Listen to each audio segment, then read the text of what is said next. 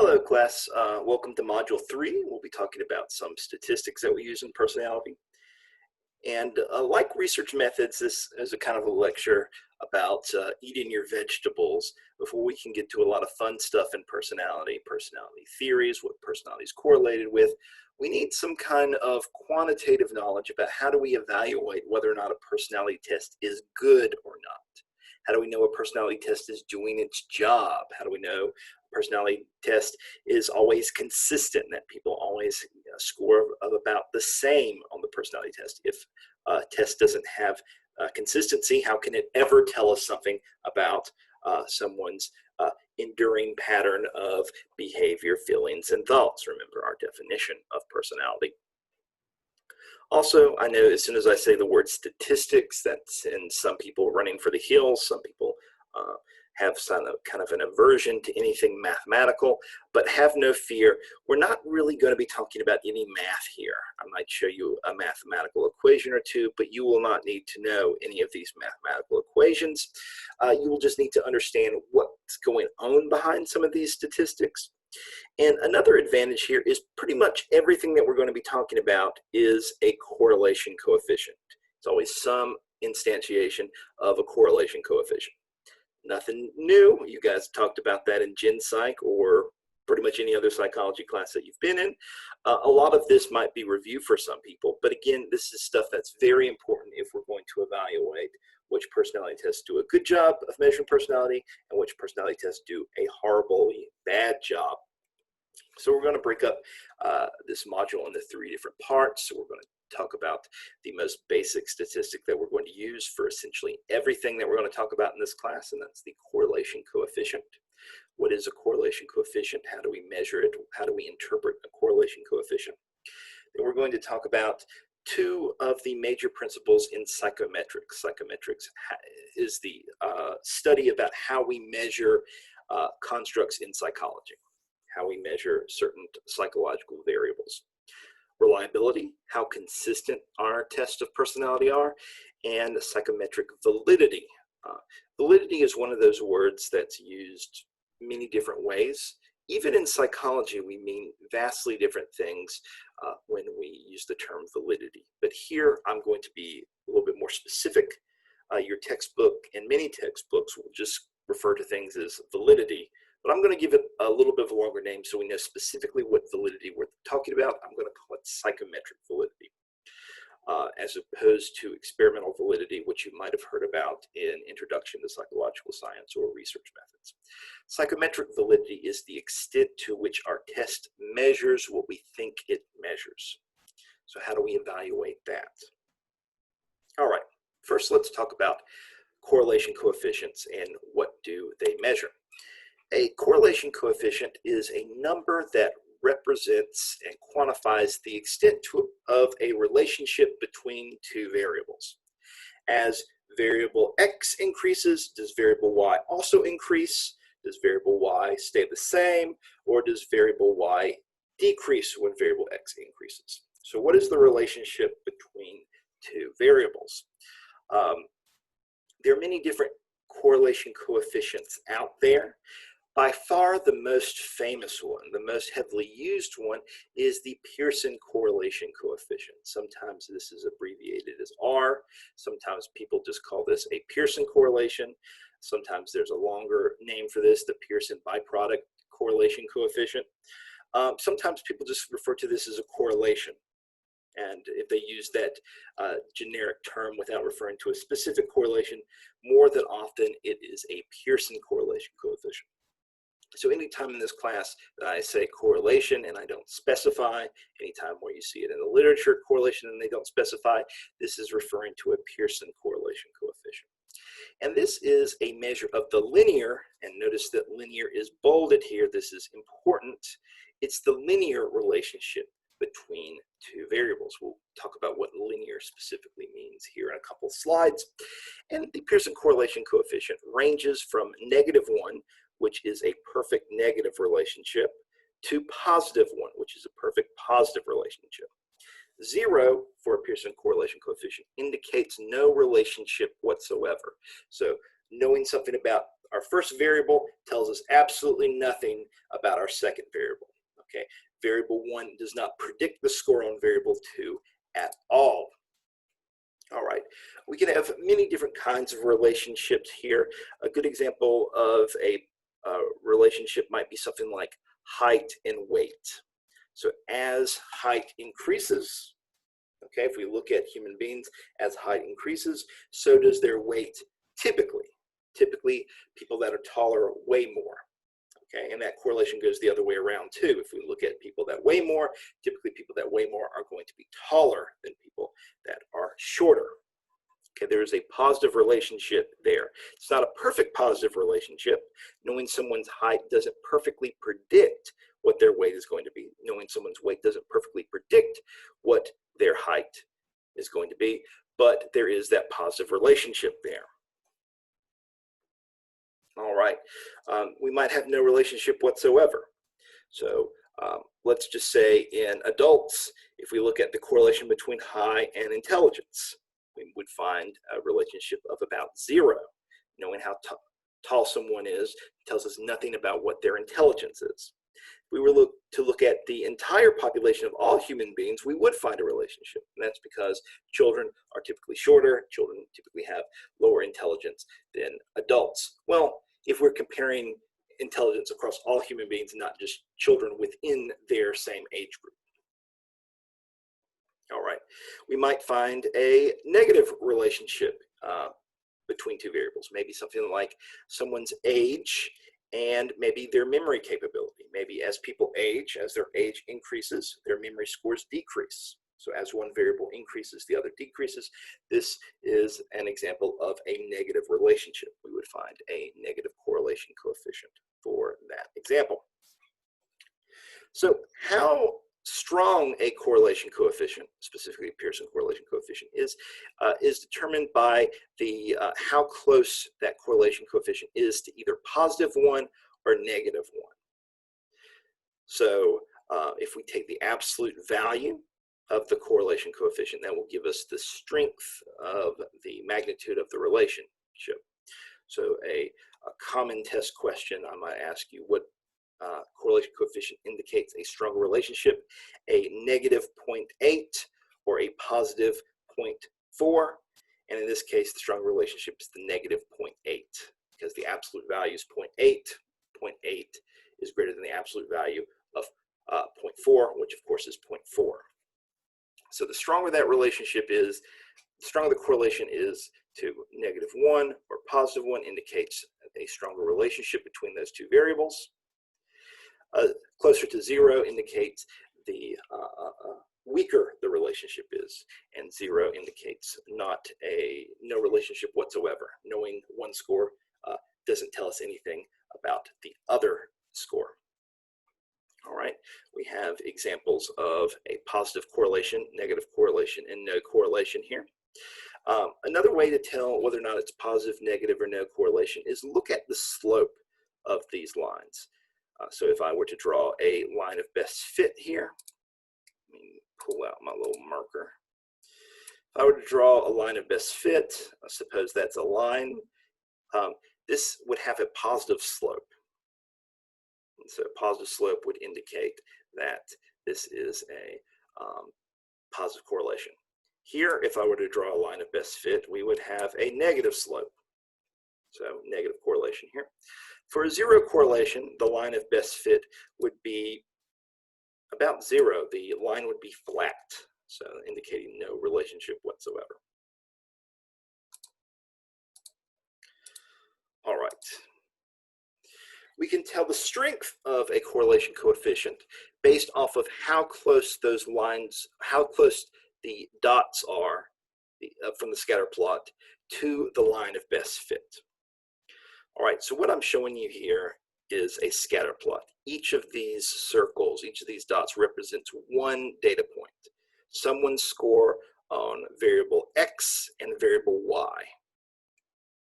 Let me grab my little pen here again. So if we were to draw a line of best fit for here, and suppose I was good at art, which I am not, The dots are fairly far apart from the line of best fit. There's a decent amount of spread, so this is going to be a weaker correlation compared to this one. Here, the dots are closer to that line of best fit. And for a perfect correlation, a correlation of -1 or +1, we are able to draw a line that goes through every single point. If we know variable x, we're able to perfectly predict variable y for a perfect correlation, either a -1 or a +1. All right, so the amount of spread from that line of best fit tells us the strength of that correlation coefficient. And the stronger that correlation coefficient is, the better able we are at predicting the second variable if we have knowledge of what the first variable is. All right, so let me give you an example here, and I want you to predict what the correlation coefficient is going to be. Here we have a famous example in psychology of a relationship. This is known as the Yerkes-Dodson relationship. So let me type this for you, Yerkes-Dodson. All right, very famous relationship in psychology, the Yerkes-Dodson function or the Yerkes-Dodson relationship. This is the relationship between arousal, or here in this graph that I have, anxiety, and your performance. So this could be your performance in a basketball game. This could be your performance in a dance recital. This could be your performance in a chess tournament. This could be your performance playing video games. It doesn't, or a test, for instance. It doesn't matter what we're looking at, but let's look, that's what performance is. Anxiety and arousal, what we're thinking about here is think about how excited you are about something. Okay, how much cortical arousal is there? Are you someone you're very sleepy? That would be low levels of anxiety, low levels of, so you're like sleepy, you're not really awake, you're not really energized by the situation. High level of anxiety or high level of arousal, you might be overexcited, you're so anxious you're throwing up. You're so anxious, you can't think about anything else. You've got butterflies in your stomach. And a moderate amount of anxiety, a moderate amount of arousal. This is, well, you know, you're jazzed for the game, but you're not on the floor with butterflies in your stomach. You're not throwing up on the bleachers. So how do people perform their best? When do people perform their best? Well, it turns out when they have a moderate amount of arousal. Not too much, where they are feeling sick, they're too anxious, not too little where they're tired and they're not energized and they're not going to do that well, right? Think about on your test. You're taking a test, you don't want to be so anxious that you're going to forget things on the test. You don't want to be so low in arousal that you like just woke up and you're groggy, you're not likely to complete it quickly, you're going to do pretty poorly on it. Same thing for playing in a football game or playing basketball, right? You want to be energized to do well, but you don't want to be so aroused that you are throwing up and constantly worried about making a good play. All right, so clearly there is a relationship between arousal and performance. So what is the correlation coefficient, the Pearson correlation coefficient, going to be between arousal and performance? First of all, is there a relationship? Yes, I just explained the relationship. 2, what's the Pearson correlation coefficient? Turns out in this situation, if we were to do it, the correlation coefficient would be 0. If we were to draw a line, mind you, it's a line of best fit, it would go something like this. The Pearson correlation coefficient would state that we do not have a relationship between these two variables. And we don't have a linear relationship. We have a curvilinear relationship. Right? People are doing the best in the middle, right? This is kind of like the Goldilocks principle here, right? We want our porridge be warm, not too hot, not too cold. But our Pearson correlation coefficient, is not going to pick up on this because it's only picking up linear relationships. As one variable increases, does the other increase or decrease? It's not looking at a curvilinear function like this. We would need to use some different kind of technique to pick this relationship up. So make sure that you are mindful of that when we are looking at these correlation coefficients. They're giving us the linear relationship. They're not giving us all potential relationships between a couple of variables. All right.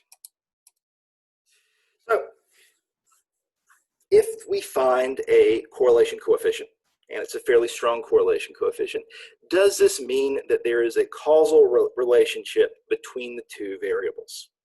So does correlation equal causation? Well, no, this is not the case. Let me give you an example of this.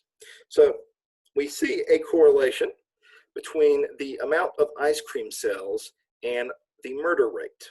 So as ice cream sales increase, murder rate increases as well.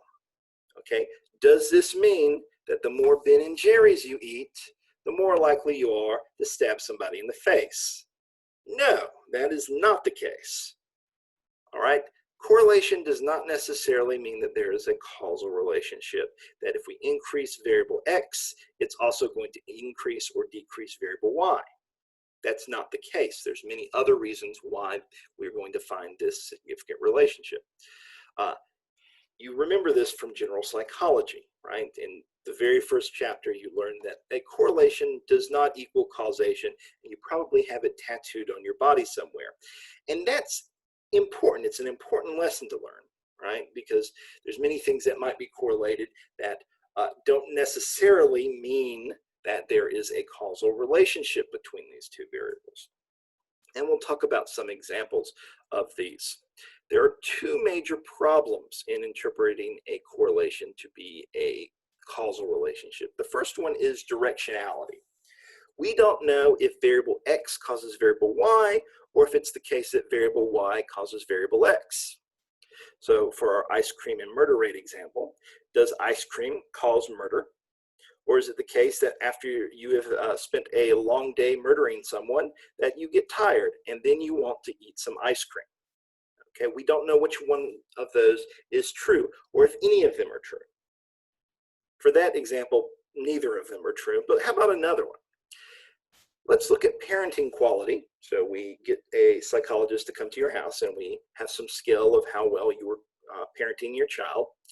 And then we see the child later on in life and we see whether or not they have a problem with anxiety, whether or not they have a problem with depression.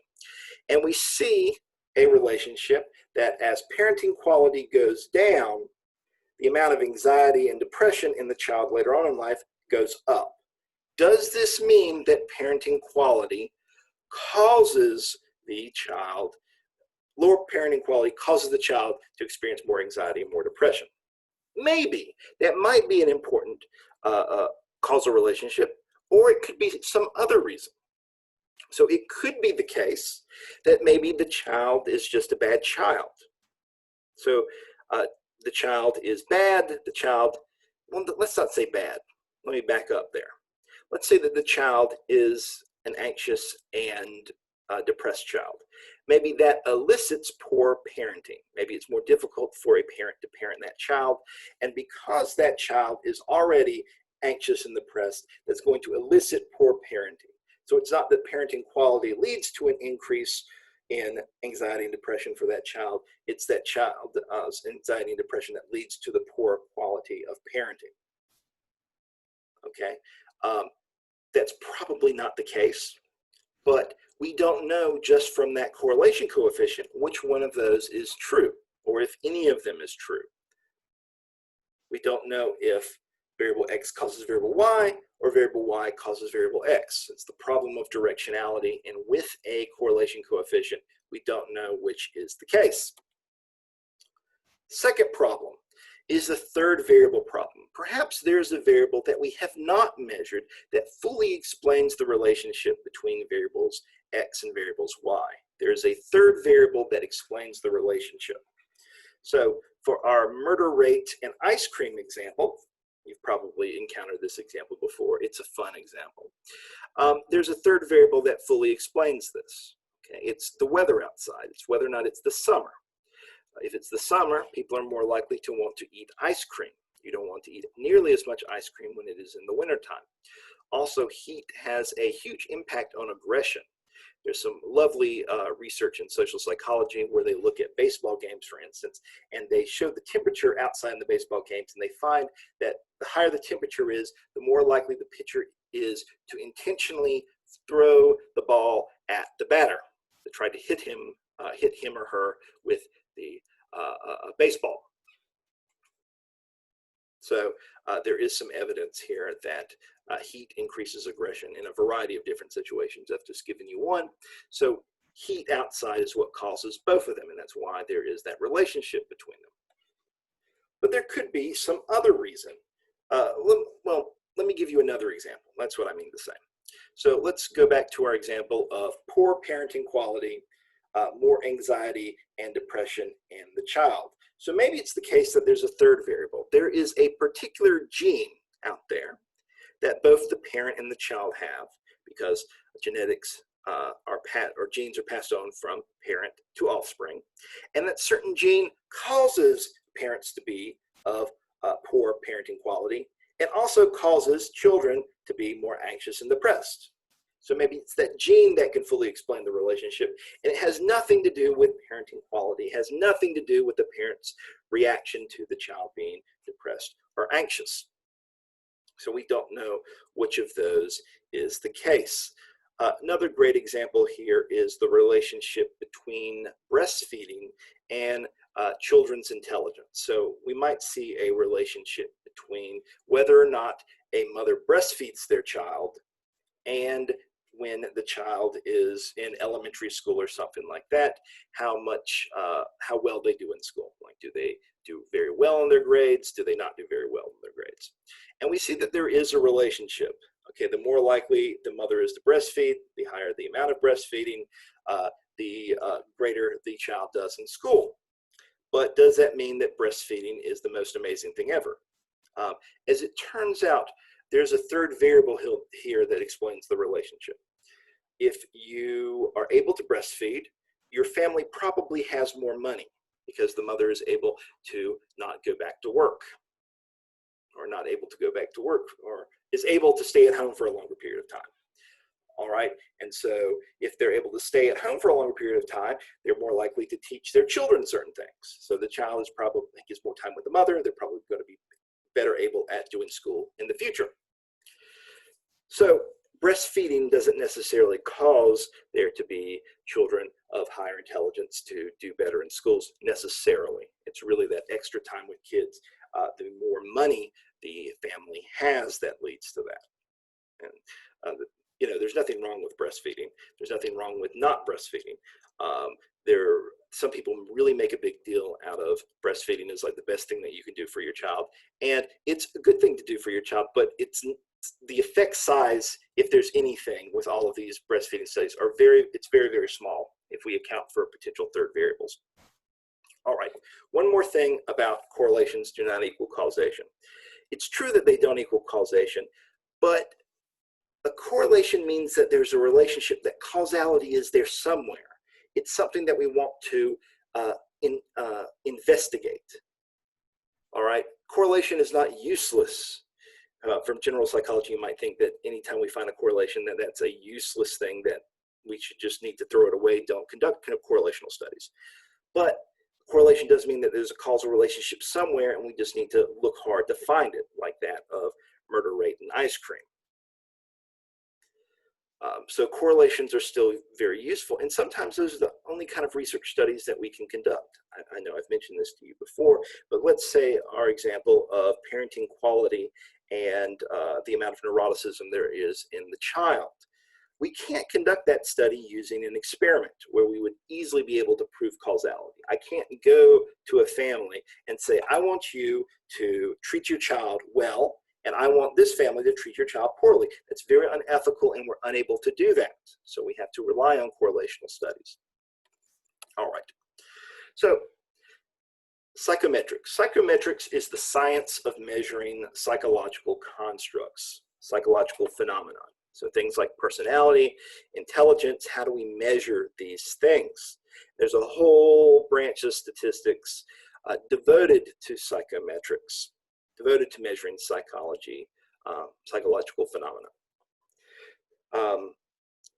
Psychology is an interesting discipline compared to some of the other sciences like biology, like chemistry, in that in chemistry and biology, you're measuring things that anytime you measure them, you're going to pretty much get the same thing. If Bob measures this, the amount of milliliters of this solution there is, and Tina measures it, they're going to come up with the same answer. Okay, what they're measuring is outside of a human being. Everybody can come up with a consistent answer. If a biologist is counting newts and they count 4 newts, well, it doesn't matter if Tim counts it or Bob counts it, it's going to be 4 newts or salamanders or whatever it is that we're trying to look at. Psychology is difficult. Psychology is a difficult science because what we're interested in is inside the person's head. We can't take a tape measure and stick it in somebody's brain to measure their personality. We can't stick a thermometer in someone's ear and measure their intelligence. We cannot directly measure them like we can in other sciences. Notice that I have not called psychology a soft science or the other sciences as a hard science. There really is not much difference between, the subject matter is different, but soft and hard applies that one science is a true science and the other one is not a true science. Oh, and by the way, if you know Dr. Abby Meyer, try calling psychology a soft science in front of her and tell her that I told you to do it because I want to see her reaction. I know what her reaction is. It's not very positive. Also, I did not call psychology a social science because many things in psychology that we study are not social. I think that the course catalog at UNG calls it a behavioral science. And that's somewhat true, but I don't know. We're splitting hairs when we're trying to talk about different sciences. I mean, as long as they're using the scientific method, they're science. But then again, I am a psychologist and I am very, very pro-science. All right, where was I before that tangent? In psychology, we're interested in measuring these things inside someone's head that we cannot directly observe. We can't stick a thermometer in somebody's head or a tape measure in somebody's head and measure their intelligence and measure their personality. A lot of these things are not tangible. So things like intelligence, extroversion, aggression, prejudice, all these exist in somebody's head. These are hypothetical constructs. We think that they exist, but we have to measure them indirectly. We have to measure intelligence, extroversion, aggression, prejudice by someone's behavior. We have to use their observable behavior and infer what's going on inside someone's head. And sometimes we're going to do a good job of this, that we infer from however they answer questions on a self-report questionnaire, how many behaviors they emit, how many times their voice is raised in a particular situation to maybe infer about their levels of aggression. But all of these are indirect measures of the hypothetical construct. So we're using what's known in psychology or just in science in general as operational definitions. We're using observable phenomenon, observable measures to infer what's happening inside the brain. We're using operational definitions to get at what these hypothetical constructs are. So how do we make sure that our operational definitions, what we measure, is the same thing as what the hypothetical construct, what's actually going on in someone's head? How do we know that for sure? I mean, I might measure aggression by how high someone's voice gets, not how high they get, how loud they get in a conversation. But someone might get loud in a conversation for a variety of reasons, right? Maybe they're talking to someone that's hard of hearing. So the how loud someone is not a perfect measure of someone's level of aggression, or whether or not someone is arguing with somebody else. Okay, so where was I? All right, there's 2 important constructs in psychometrics that we are going to look at. the point that I'm trying to make beforehand, all measures in psychology are imperfect. We're trying to get at these hypothetical constructs, but any way that we try to measure them, they are imperfect. This is not like it is in some of the other sciences. All right, we might try to find milliliters of a solution, and we might be imperfect slightly in just eyeballing it. But in psychology, any measure that we're looking at is imperfect. There's many reasons why someone might get loud. Maybe we're trying to look at how attractive someone is, and so we're measuring how big someone's pupils get when they look at somebody else. An indirect measure of attraction. The bigger someone's pupils get, the more attention that they're paying to the object, the more attracted they are to that particular human being. But there's many reasons why someone's pupils might get big, right? It's not just due to how attractive the other person is, how much attention that they're paying to somebody.